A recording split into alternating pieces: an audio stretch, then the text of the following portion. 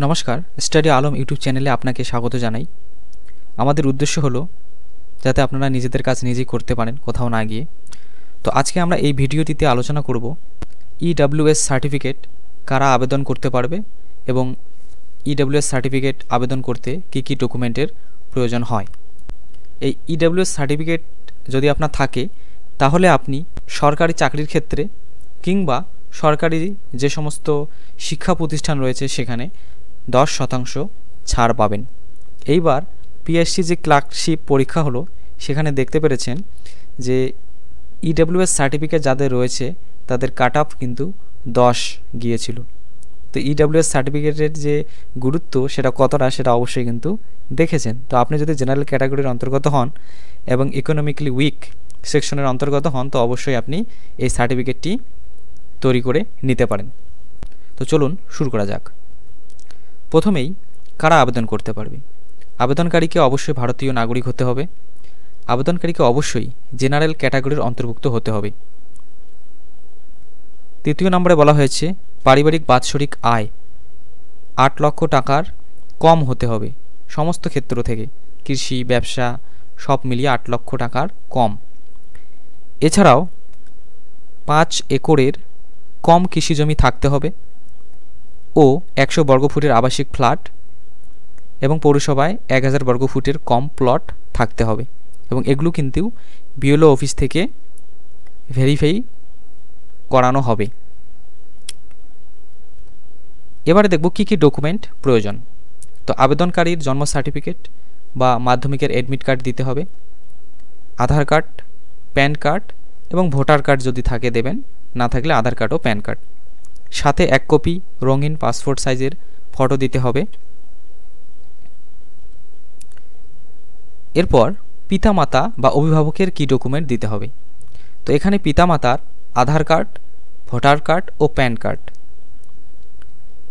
এরপর পিতা বা মাতা বা নিজের বিগত 3 বছরের ইনকাম ট্যাক্স রিটার্ন বা পে স্লিপ যদি প্রযোজ্য হয়, যদি পিতামাতা চাকরি করে সেক্ষেত্রে পে স্লিপ, আর যদি না করে তাহলে দিতে হবে না। তারপর জমির দলিল বা খতিয়ান।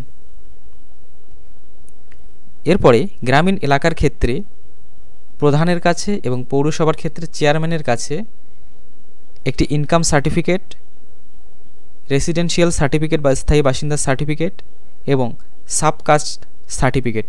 এই সাবকাস্ট সার্টিফিকেটটি কিন্তু প্রধান কিংবা চেয়ারম্যান তার যে প্যাড রয়েছে সেখানে উল্লেখ করে দেবে যে আপনি জেনারেল ক্যাটাগরির অন্তর্গত।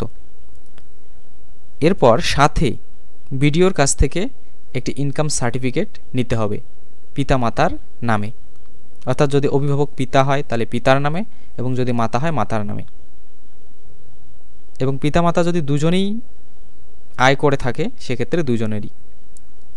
এরপর একটি কোর্ট এফিডেভিট ফার্স্ট ক্লাস ম্যাজিস্ট্রেটের কাছ থেকে নিতে হবে। এবারে ফর্ম আবেদন। তো ফর্ম আবেদন কিন্তু এখানে অনলাইনে করতে হবে এবং এই সার্টিফিকেট আবেদন করতে হলে caste certificate, West Bengal caste certificate যে ওয়েবসাইট রয়েছে কাস্ট সার্টিফিকেট www.gov.in, এই ওয়েবসাইটটিতে আসতে হবে এবং এখানে আসলে বেশ কিছু এখানে সেকশন দেখতে পারবেন এবং তার মধ্যে এই যে ইডব্লিউএস যে সেকশন রয়েছে এখানে ক্লিক করতে হবে।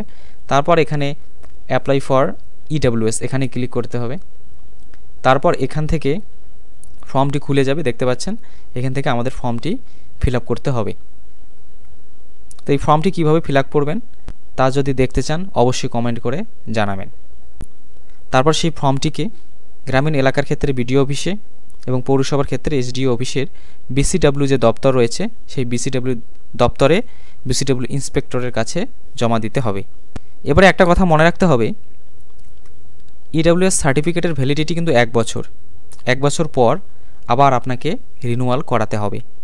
তো এই ছিল আজকের ভিডিওটি ভালো লাগলে অবশ্যই চ্যানেলটিকে সাবস্ক্রাইব করে পাশে থাকবেন এবং পরবর্তীতে কিভাবে ইডব্লিউএস সার্টিফিকেট আবেদন করতে হয় তা আমরা দেখব এবং যদি কোনো প্রশ্ন থাকে অবশ্যই কমেন্টে জানাবেন।